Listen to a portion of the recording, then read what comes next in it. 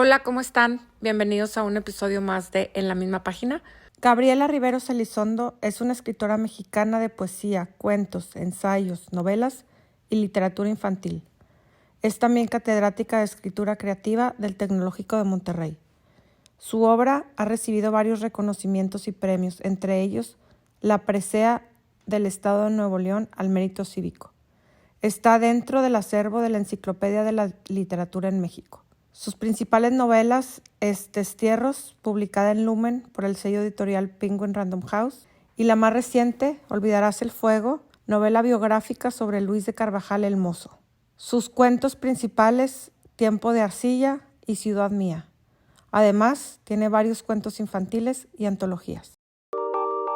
Hola, somos Cristi Mesta y Fabiola Ramírez en un programa especial de En la misma página, en donde platicaremos a fondo con autores, editores y maestros. Quédense con nosotros para escuchar y conocer a estas personas que nos comparten parte de sus vidas y experiencias. ¡Que lo disfruten!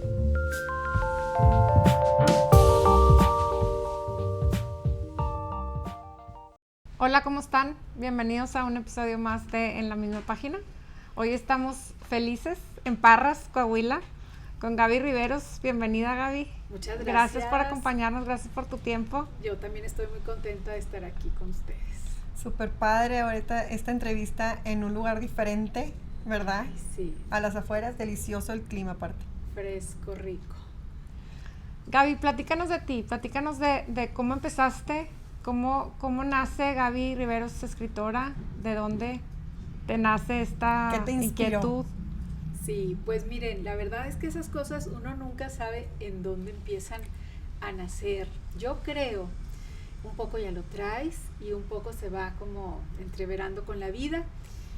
Yo pienso que mi relación con la escritura tiene que ver con la música, porque mis dos abuelas tocaban el piano, una de ellas cantaba muy bonito, estudió canto muchos años.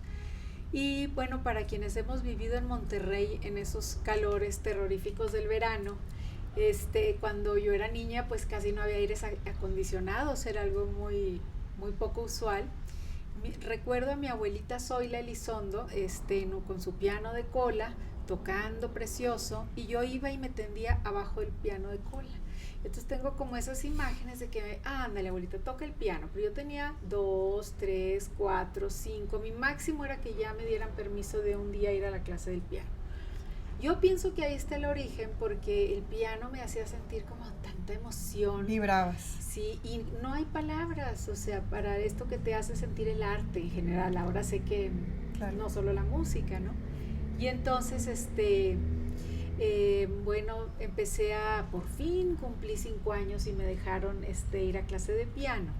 Y coincide que ese verano, entre segundo de kinder y preprimaria, aprendí a leer las notas musicales, y entonces ya me di cuenta que combinando 7 signos que estaban de manera horizontal, por decir, pues era el mismo truco de las letras. Para entonces yo conocía las letras pero no sabía leer, pero pues me cayó el 20 al mismo tiempo, ¿verdad? Claro. Entonces aprendí a leer la música y aprendí a leer las palabras, y de pronto las palabras vuelven a ser lo mismo, o sea, tú combinas 27 o depende qué abecedario, qué idioma hables, y de ahí tú puedes evocar un sinfín de emociones, de pensamientos, de pronto vivir otras vidas, tal, ¿no? Entonces yo creo que por ahí me van haciendo relacionar las emociones y estas otras posibilidades con las palabras. En concreto, empecé en octavo, en segundo de secundaria en el colegio inglés, porque la maestra de español pues ya se daba cuenta que me gustaba mucho leer. Fui una niña pues a partir de que descubrí cómo leer, ¿verdad? Y mi mamá también me leía todas las noches. Tuve mucha suerte. Yo creo que esta combinación de una mamá que se da cuenta, en donde leer era como un premio, en donde lo ligas a la compañía de tu mamá, cuando te vas a quedar dormido contándote, o los viernes, me vas a acompañar al súper y te voy a dejar escoger un libro o un cómico, lo que había en los 70s, o sea, yo soy del 73. Claro. Entonces, total, eso, bueno, pues por un lado, y la maestra de español, yo creo que es muy importante también que los profesores tengan este ojo, ¿verdad? Entonces, bueno, ya para segundo de secundaria, el colegio fue invitado a unos talleres de creación literaria y pues además una experiencia padrísima. Nos mandaron en un camión alumnos de varios colegios, iban de todo México, pero para poder asistir yo tenía que escribir y fue la primera vez que mudé, digamos, de siempre leer, porque era voraz lectora, a esto de ver la página en blanco y planear una historia y escribir.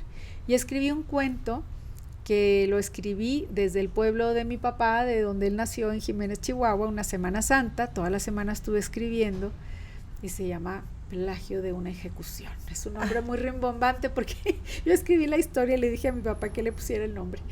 Y entonces, pero es una historia de las que a mí me gustaba leer en ese momento. Cuando uno está en secundaria, pues a veces te gustan cosas de aventura o cosas de misterio, de suspenso. Me fascinaba leer, por ejemplo, Sherlock Holmes. Claro. Sí, todas estas de mystery thrillers. Sí, totalmente. Ya para entonces empezaba a leer también, no sé, algo de García Márquez o cosas así, pero me fascinaba esto de detective, así de encontrarle significado a todo. Entonces así escribí, luego en tercero secundaria me sucedió igual, me volvieron a mandar, pero ahora escribí en inglés, la primera vez fue en español, la siguiente en inglés. La prepa seguí escribiendo, empecé a escribir poesía y pues sí, como entre prepa y carrera, pensando que estudiar y tal, fíjense que sí tengo yo unos cuadernos como una especie de diarios, y si hay un día en julio de, no sé, o sea, entre prepa y carrera tenía 17 años, dije que me cayó el 20 y dije, pues creo que siempre he sido escritora, porque pensé, pues tiene que ser, o sea, no de pronto te vas a hacer, o sea, esto no es como estudiar contabilidad, es como una manera de soltarte. Y es una manera de ver la vida, aunque no hayas escrito un libro, ya es una manera de andar por el mundo, de escuchar, de observar, de lo que te llama la atención. Entonces dije, bueno, ahora tengo que empezar a practicar, como los que van a correr un maratón o los que van a y encontrar tu voz. Prácticamente. Exacto. Y entonces empecé con estos diarios de escritura en donde yo iba como haciendo mis ejercicios diarios, por decir, y dije, algún día, pues como el que pinta o el que corre un maratón o lo que sea, algún día pues vas a decir, ahora sí me gustó cómo me salió esto, ¿verdad? Entonces entré a la carrera de letras españolas en el TEC. La verdad, quienes escribimos, casi nadie estudió letras, pero para mí fue como el pretexto ideal para poder sentarme a leer y a analizar, que no es lo mismo que nada más leer, sino pues todos los ensayos que tienes que hacer y todas las herramientas que te dan. Todo eso creo que me fue sirviendo mucho también para lo que yo después iba a hacer. Ya en carrera publiqué mis primeros 2 libros, o sea, sí fui como chiquita, gané algunos premios, gané incluso un premio que fui a la Feria del Libro de Frankfurt siendo estudiante del TEC. ¡Felicidades! ¡Qué prestigio, qué padre! Un premio de la Deutsche Welle de Alemania, pues me llevaron para allá, me dieron el Día de la Raza, el 12 de octubre me dieron el premio en el 95. También saqué una beca del Centro de Escritores para escribir el segundo libro, que es un libro de cuentos. O sea, lo que era mío era más el asunto como cuento, poesía, así. Y bueno, pues ya después me seguí, ¿verdad? Estudié maestría, escribí libros para niños, por muchos años estuve escribiendo mi novela Destierros, que como que salió a pesar de mí, porque como que escribía y la guardaba y era algo que tenía ahí. Y hasta que después de mucho tiempo yo ya quería escribir esta otra novela, Olvidarás el fuego, y dije, ¿qué hago con esto? ¿Lo tiro a la basura o qué se le hace? Y me di a la tarea de 4 años trabajar Destierros, del 2013 al 17, armé como un esqueleto, así como una columna vertebral en donde poner todos esos retazos que yo había empezado a escribir a fines de los 90. Wow. Y muchos se quedaron así tal cual. Y en el 2017, cuando ya tenía ese primer borrador de Destierros, fue cuando descubrí una nota en el periódico que me llevó a lo que hoy es Olvidarás el fuego. Porque ya habías escrito de Carvajal. Así es. En tu cuento. En mi libro de cuentos, cuando tenía como 20 años, cuando tenía la beca al Centro de Escritores, ese libro se llama Ciudad Mía. De alguna manera es como la apropiación que hacemos del lugar donde vivimos, de mi ciudad, ¿no? No la ciudad que tenemos el estereotipo de Monterrey, de las chimeneas y el asfalto y la industria, sino más una ciudad, lo que es para ti, o sea, la casa de tus abuelos, un jardín, tal, ¿no? Entonces me interesaba ver como lo no explorado. Y el último cuento se llama Ciudad de Nadie, y quien habla es precisamente el territorio donde hoy se asienta la ciudad. Es un cuento que sucede como ahorita, septiembre, mes de lluvias, y hay un personaje que va caminando y cae en una zanja. Entonces, de alguna manera está como escuchando la memoria de la ciudad. Estuve indagando qué había en esa memoria, y pues claro, me encontré sorpresas, ¿verdad? Me encontré que lo que te enseñan en el colegio, que es esta historia con H mayúscula, que es pues que Diego de Montemayor fundó la ciudad de Monterrey. Pues sí, esa fue la última fundación, pero en realidad el proyecto y quien arriesgó su vida y trazó los caminos, puso su dinero, trabajó para obtenerlo, fue con el rey de España y todo, pues había sido Luis de Carvajal y de la Cueva. Entonces, pues incluso había otro asentamiento anterior de Alberto del Canto, pero claro, me impresionó descubrir que Luis de Carvajal y de la Cueva y toda su familia y su comunidad habían sido procesados por la Inquisición, hablando del siglo XVI, por judíos, por judaizantes. Y además resulta que Luis de Carvajal, su esposa nunca lo acompañó acá, no tuvo descendencia y había nombrado al hijo de su hermana Francisca como su heredero universal, Luis de Carvajal el Mozo. Y este muchacho muere en la hoguera en Ciudad de México, acusado por la Inquisición. Y yo decía, pero o sea, ¿cómo? O sea, este chavo, no nomás muere, no nomás fue explorador, soldado, heredero del reino tal, sino que además fue escritor. Y a mí pues creo que me conmovía mucho porque pues yo tenía 20, 21 y él murió a los 28, 29. Sí, te proyectas. Sí, dices, pero ¿cómo alguien es capaz de dar la vida por ideales, ¿no? Por esta lucha de la libertad o por expresarse o por poner en un libro tus creencias, ¿no? Entonces, así fue como di con a Joseph Lumbroso. Y en bueno, porque este es su nombre, o sea, él tiene 3 nombres. Primero se llama Luis Rodríguez. Para quienes quieran acercarse a esta novela de Olvidarás el fuego, y pues el apellido famoso es Carvajal, pero claro, este apellido en realidad se adopta porque son sefardí, son judaizantes o criptojudíos. Yo creo que la mitad de San Pedro sabe perfectamente, no de San Pedro, de todo Nuevo León sabe quién es porque se puso muy de moda ahorita con todo lo del sefardí. Se puso muy de moda, pero en realidad ellos eran Rodríguez, y Rodríguez pues hay por todos lados, ¿verdad? Claro. Y también eran de León y Núñez y así. Lo que pasa es que dejaron de usar esos apellidos también para vincularse al gobernador. Entonces Luis Rodríguez de Carvajal, después se puso Luis de Carvajal el Mozo, pues para que lo asociaran con su tío el gobernador. Pero en los últimos 4 años, después de estar en las cárceles de la Inquisición y las torturas y el auto de fe y un sueño, él soñaba mucho, pues es la época de los místicos religiosos en el catolicismo, y pues él de alguna manera es como un poeta místico del judaísmo. Que hablábamos de la palabra hereje. Sí, que decía. Y entonces pues este muchacho al final se cambia su nombre a Joseph Lumbroso, después de un sueño, que soñó que el rey David y Salomón derramaban en él un licor precioso y como que lo ungían, como que lo señalan, exacto, como que lo señalan.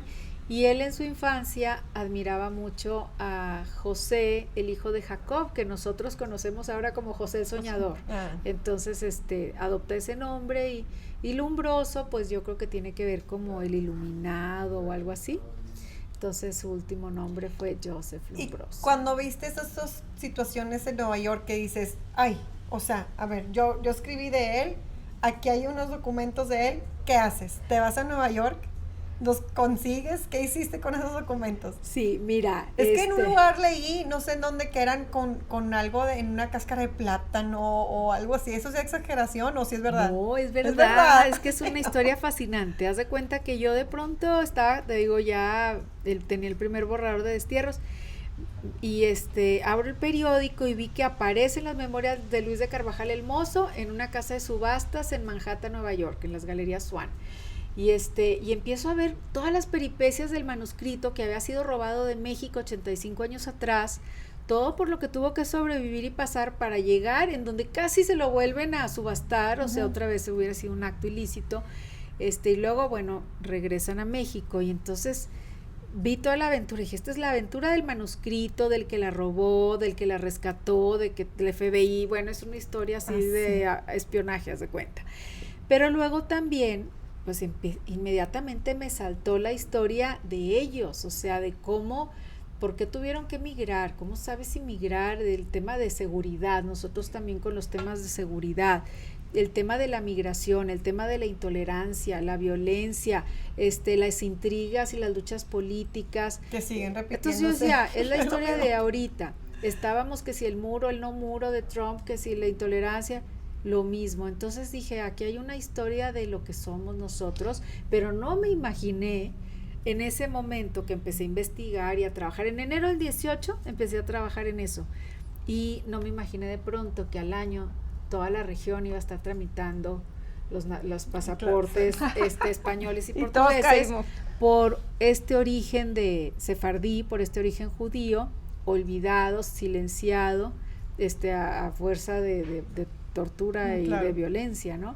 Pero que resulta que venía ahora sí a explicarnos muchas cosas que hacemos. ¿Y cómo se ponen las cosas que tu libro se tiene que publicar en ese momento? Porque ahorita muchos lo entendemos y sabemos quién está en el mapa por, como tú dices, cómo íbamos a imaginarnos que en el 2018 todo esto se iba a poner de moda, y aquí tu novela viene como a, no sé, a cerrar el círculo, ¿verdad?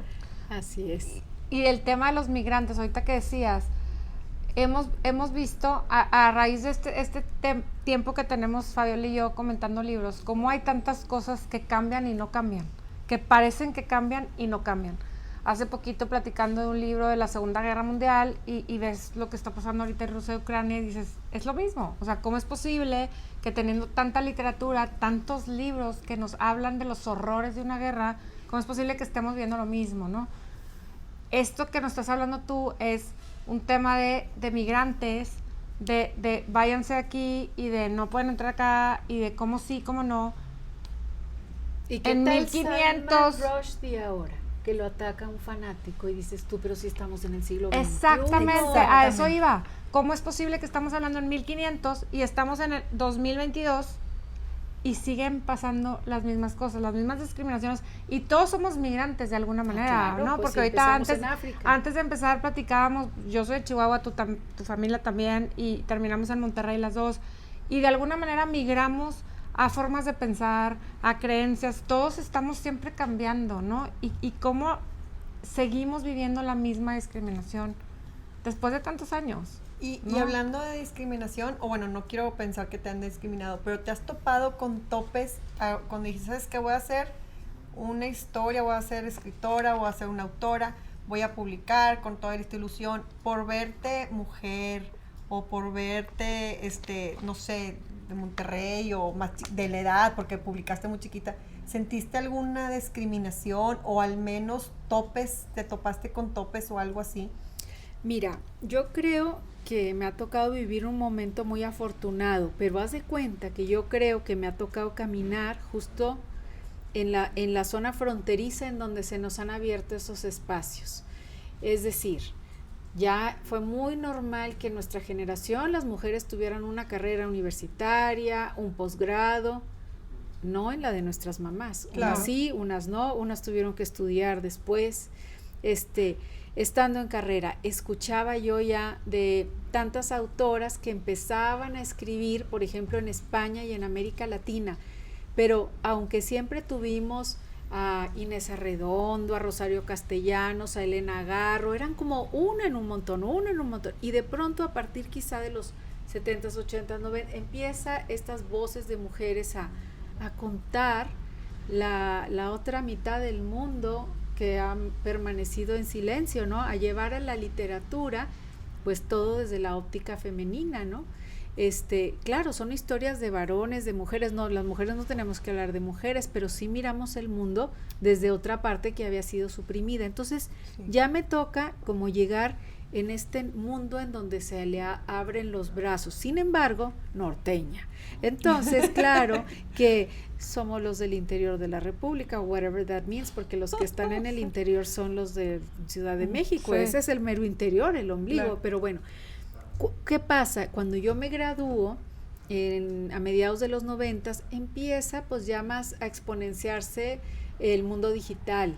Entonces ahora sí las fronteras se han ido diluyendo un poco, y entonces aunque vivas en otra ciudad que no es Ciudad de México, puedes publicar o puedes soñar con acceder a las grandes editoriales, viajar. Entonces ahí sí el mundo ya se volvió como más chiquito, porque si no tenías que irte a vivir a la Ciudad de México. Entonces, bueno, ahí hay un tipo de discriminación. Y luego que bueno, yo tenía como mucha conciencia, pero te digo, me ha tocado así como, ahí voy, soy la última en entrar a cada cuarto, pero ahí voy. Ahora nos pasa quizá lo mismo también. Hoy en día hay un auge más en los últimos años en escritoras latinoamericanas, españolas, en toda Hispanoamérica, y eso creo que es un gran avance, y no por ser mujeres, sino porque han podido entrar las mujeres a la literatura al igual que los varones, y están escribiendo cosas que gustan a los públicos lectores, no por ser mujeres, sino porque tienen propuestas originales, inteligentes, o como quieras llamar. Ahora lo que nos sucede también es que el centro a veces está en Europa, en España, ¿no? Entonces ahora también ahí ya estamos incorporados, ahora como latinoamericanos, pues allá sigue siendo otro ombligo, entonces hay que, pues ahí también. Entonces pues yo creo que es una manera de ser este asunto de la discriminación, pues es algo que siempre hay que tratar de combatir y decir aquí estamos, todos merecemos ser escuchados y con nuestras diferencias, pero sí, no, yo no es que tenga un trauma en particular, pero claro, vivimos en un mundo en donde uno ve esto todo el tiempo, no importa en dónde estés, desde un salón de clases a todo tipo. Claro. Oye, Gaby, yo te quiero preguntar, creo que todos los que estamos leyendo o leen tu libro, hay demasiados aprendizajes, ¿no? Pero quiero que me platiques tú, ¿qué te deja Luis de Carvajal? ¿Qué le aprendes? ¿Qué legado o qué sacas de su vida? Híjole, qué pregunta tan difícil.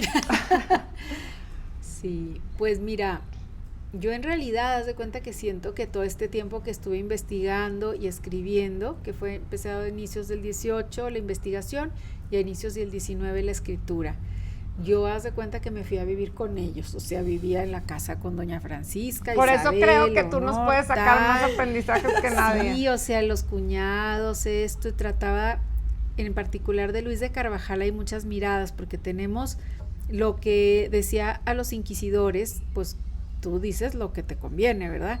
Lo que todos sus amigos y familiares dijeron sobre él a los inquisidores, pero luego también tenemos este pequeñísimo libro de memorias que apareció en la casa de subastas, en donde él cuenta las aventuras de Joseph Lombroso, no lo hace en primera persona, pero también tenemos sus modos de oración, que son ya como esta relación con Dios y la espiritualidad. Entonces pude mirarlo de muchos lados.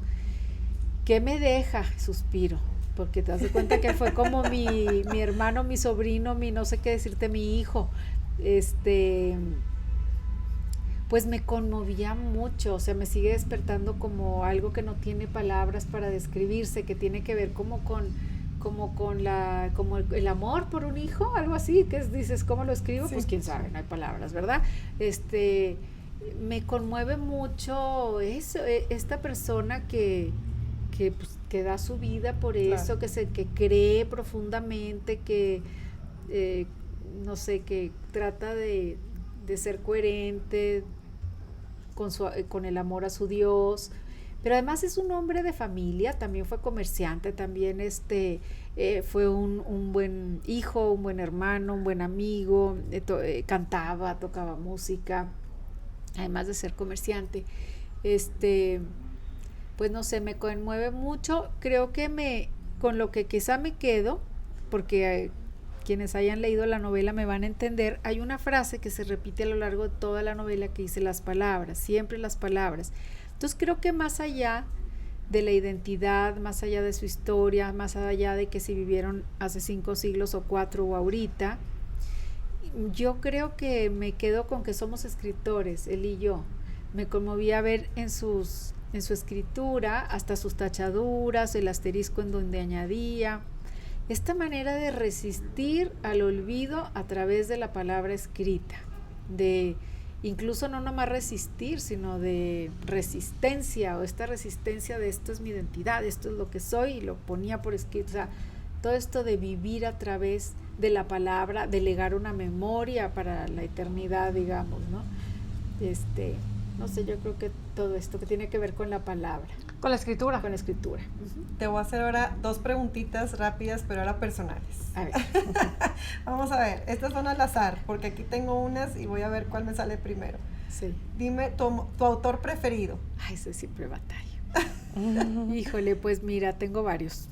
Víctor Hugo, Cristina Rivera Garza, no sé, así digo, ahí dije 2 ya, pero... Espérate, antes de que sigas. Ahorita antes de así, yo apunté García Márquez. García. Que hablaste, o sea, que estabas leyendo.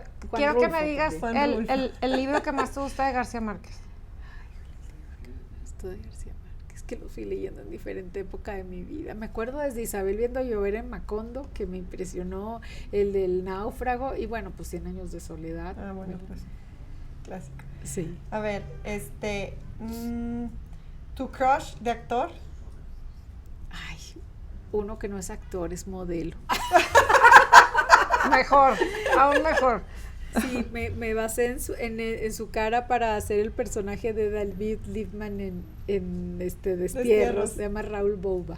Ah, bueno, lo voy a googlear, no sé cuál es. Te vas a enamorar de él. Y ya la última, si nos quieres decir tu mala palabra o grosería favorita, o más usada. ¿Qué será? Pues la mexicana, chica. No soy mal hablada, no la uso mucho, bueno, pero cambiemos bueno. eso entonces. Pues bueno, muchísimas gracias, Gaby, de verdad, por venir aquí a darnos el tiempo. Muy padre tu plática, conocerte. Gracias. Hombre, gracias a ustedes y felicidades por todo esto que están haciendo. Gracias, por las palabras, siempre las claro. palabras. Vamos por más palabras. Felicidades, Gaby, gracias por estar aquí. Gracias, Cristi, gracias, Fabiola. Bye.